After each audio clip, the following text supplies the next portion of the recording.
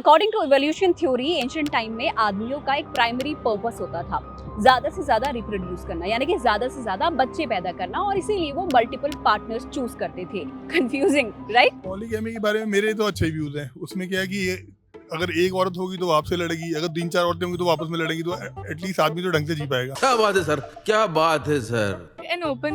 It's like an open relationship, and I think it's best because you don't have to be insecure about your partner. Personally मेरा view तो यही है कि ये नहीं होनी चाहिए चीज़। जब एक हस्बैंड के कई वाइफ होती है या तो कई वाइफ के लिए कई हस्बैंड होते हैं तो रिलेशन सही नहीं होता है।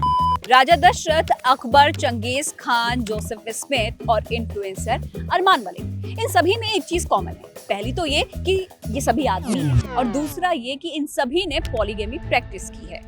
पॉलीगैमी मतलब एक से ज्यादा औरतों से शादी करना। ये पॉलीमेरी से थोड़ा डिफरेंट है, क्योंकि पॉलीमेरी में एक इंसान कंसेंशुअली मल्टीपल पार्टनर्स के साथ रिलेशनशिप में होता है, लेकिन पॉलीगैमी में एक इंसान मल्टीपल पार्टनर्स के साथ शादी करता है, उसे पॉलीगैमी कहते हैं। Confusing, right? तो इसी कंफ्यूजन को दूर करेंगे आज के इस एपिसोड में। हेलो, आप देख रहे हैं रिश्ते और मैं हूं आपके साथ रेखा।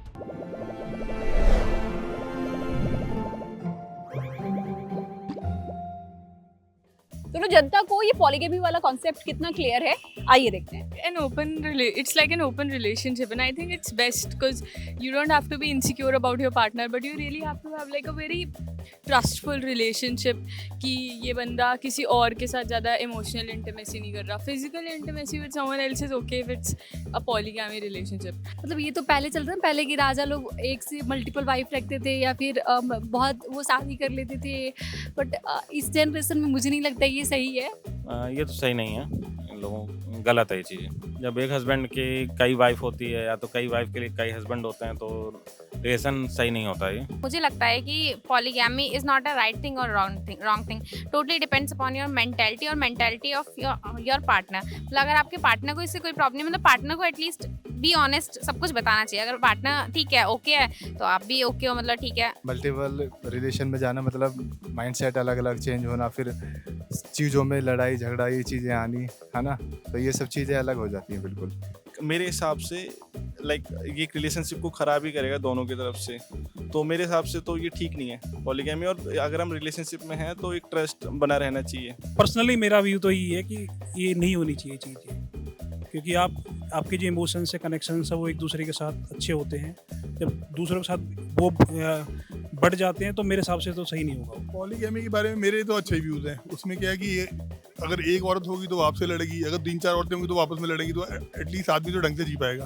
वेल, लोग पॉलीगैमी क्यों प्रैक्टिस करते हैं, इस पर हमारी एक्सपर्ट क्या ऐड करती हैं, देखिए। इमोशनल, फिजिकल एंड आपकी नीड्स क्या है। So emotional and physical needs based भी पॉलीगैमी रहती है। अब पॉलीगैमी तो है, उसमें मल्टीपल वाइफ्स हैं। एक होता है पॉलीएंड्री जिसमें मल्टीपल हस्बैंड्स हैं, लेकिन ये केसेस हमें थोड़ा सा कम देखने को मिलते हैं। लेकिन मैरिज जहाँ पर आती है, मैरिज के बाद मल्टीपल मैरिजेस जो करते हैं वो मेल्स, जो डेटा है वो उसमें मेल्स ज़्यादा होते हैं, females come. Reason behind it because again the need, this is all need based. उनको क्या उनकी रिक्वायरमेंट है जो फुलफिल नहीं हो रही है। इमोशनल कनेक्ट नहीं बन रहा है, या बहुत जल्दी बोर हो जाते हैं, फिजिकल कनेक्ट नहीं बन पा रहा है, या हो सकता है वंश बढ़ाना। सो वो चीज़ अगर नहीं हो रही है तो वो then they start thinking about the second marriage. Polygamy को डिफेंड करने वाले लोग एक आर्गुमेंट देते हैं, वो इसको बायोलॉजी से जोड़ते हैं। वो कहते हैं कि जो इंसान है वो मोनोगामस बीइंग है ही नहीं, वो एक पार्टनर के साथ रहने के लिए बना ही नहीं था। दुनिया भर में अगर मेंबर्स की बात की जाए तो 3 to 5% ही ऐसे मेंबर्स हैं जो एक ही इंटीमेट पार्टनर के साथ अपना जीवन बिताते हैं। एनिमल किंगडम में अगर देखा जाए तो 2 ऐसे एनिमल्स हैं जो ह्यूमन बीइंग के सबसे करीब माने जाते हैं, जिनमें से एक है चिंपैंजी और दूसरा है बोनोबोस, और ये दोनों ही पॉलीगैमी प्रैक्टिस करते हैं। According to evolution theory, ancient time में आदमियों का एक प्राइमरी पर्पस होता था ज्यादा से ज्यादा रिप्रोड्यूस करना, यानी कि ज्यादा से ज्यादा बच्चे पैदा करना, और इसीलिए वो मल्टीपल पार्टनर्स चूज करते थे। वहीं औरतों का जो रोल है वो रिड्यूस कर दिया गया था सिर्फ यहाँ तक कि वो ऐसे आदमियों को ढूंढे जो उनके बच्चों को सेफ रख सके या हंट कर सके। उस टाइम का ज़माना था, तब ये चीज़ें फॉलो हो रही थी, लेकिन आज की डेट में अगर इस कॉन्टेक्स्ट को देखा जाए तो ये आर्ग्यूमेंट अपने पैरों पर खड़ा नहीं हो पाता। बायोलॉजी का चैप्टर तो खत्म हो गया, चलिए अब ये समझते हैं कि लोग पॉलीगैमी प्रैक्टिस क्यों करते हैं, इसके पीछे साइकोलॉजिकल फैक्टर्स क्या हैं। एक तो इंसान को चैन नहीं है, दूसरा कुछ लोगों का ये भी मानना होता है कि वो एक ही तरह की लाइफ जीते हुए बोर हो गए हैं, उनको लाइफ में वो थ्रिल नहीं मिल रहा है, वो किक नहीं मिल रही है, क्योंकि एक ही पार्टनर के साथ जब आप लंबे समय तक रहते हैं, वही सेम रूटीन फॉलो करते हैं, तो एक डोपामिन रश होता है, वो ब्रेन को मिलना बंद हो जाता है। ऐसे में उसका ब्रेन उसको ये सिग्नल देता है कि इस रूटीन को कैसे ब्रेक किया जाए, अपनी लाइफ में नयापन कैसे लाया जाए। हर इंसान की अलग अलग नीड्स होती हैं, इमोशनल नीड्स, फिजिकल नीड्स और इंटेलेक्चुअल नीड्स। अब साइकोलॉजी आर्गुमेंट देती है कि कोई एक इंसान आपकी ये सारी नीड्स पूरी नहीं कर सकता। तो ऐसे में क्या होता है, कोई इंसान आपकी इमोशनल नीड्स को पूरी कर रहा है, तो किसी के साथ आप इंटेलेक्चुअली बॉन्ड कर रहे हैं, इंटेलेक्चुअली कॉन्वर्सेशन उसके साथ कर रहे हैं। कोई एक इंसान आपको ये सब नहीं दे सकता। इसीलिए जो पॉलीगैमी प्रैक्टिस करते हैं उनको लगता है कि उनको मल्टीपल पार्टनर्स की नीड है, जो कि उनकी नीड्स को फुलफिल कर सके। अब इसके पीछे हमारी एक्सपर्ट क्या रीजंस देती हैं, चलिए सुनते हैं। देखिए, सब कुछ रेडिली अवेलेबल होना चाहिए, तो जहाँ पे उनकी जो रिक्वायरमेंट है वो नहीं मिल रही है और उनको लग रहा है कि भी उनके पार्टनर को कोई प्रॉब्लम नहीं है, तो दिस इज़ द बेसिकली ये एक शुरुआत होती है। ये एक आउट ऑफ द बॉक्स वो सोचने लगते हैं कि हाँ भाई मैं कर सकता हूँ, क्योंकि मेरे पास फ्रीडम है उतनी, और कहीं ना कहीं कमिटमेंट उतना रह नहीं गया आज की तारीख में। बहुत कम लोग हैं जो कमिटेड रिलेशनशिप्स में हैं। तो यहाँ पे अगर हम इसकी नेगेटिव साइड देखें, डार्क साइड देखें पॉलीगैमी की, तो कमिटमेंट नहीं है, और अगर वो है भी तो वो जितने भी वाइफ्स हैं, जितने भी स्पाउसेस हैं, उनमें डिवाइडेड है।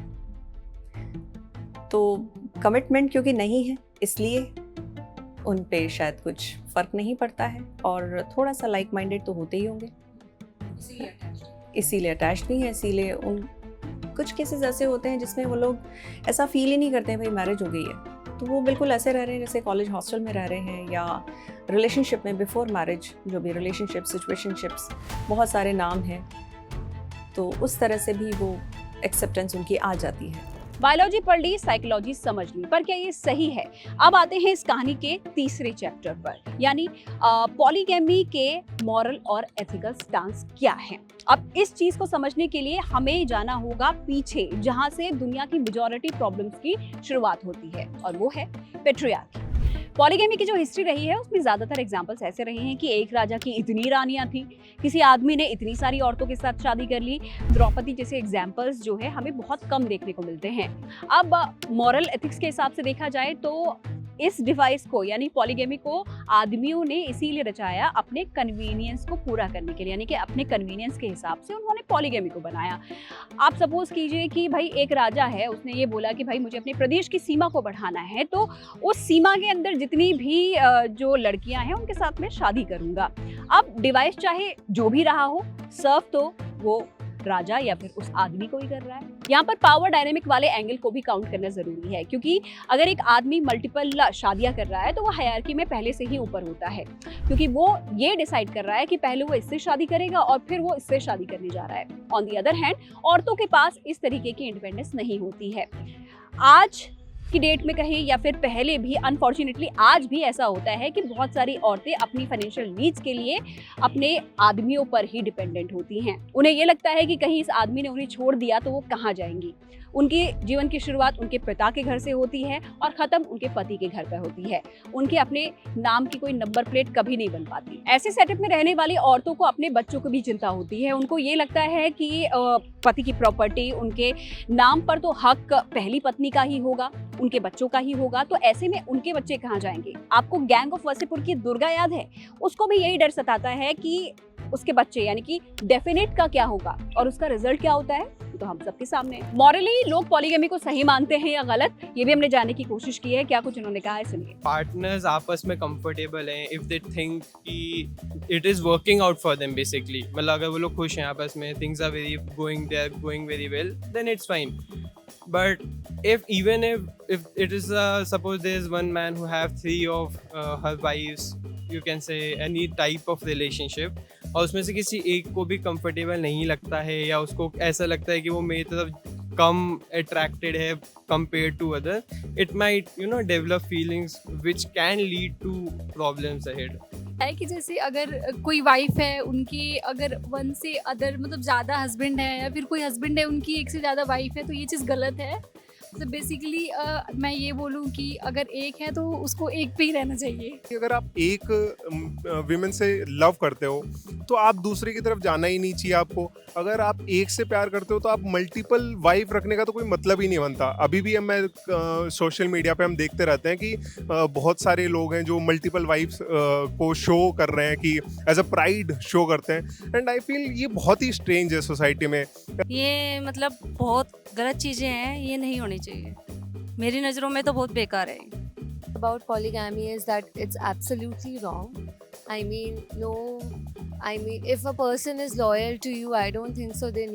A husband needs multiple wives or a wife needs multiple husbands. ये एपिसोड देखने के बाद पॉलीगैमी, पॉलीमेरी या फिर मोनोगमी जैसे कॉन्सेप्ट आपको कितने क्लियर हुए हैं और इन पर आपका क्या ओपिनियन है, कमेंट बॉक्स में जरूर बताइएगा। टिल देन देखते रहिए जिंदाबाद।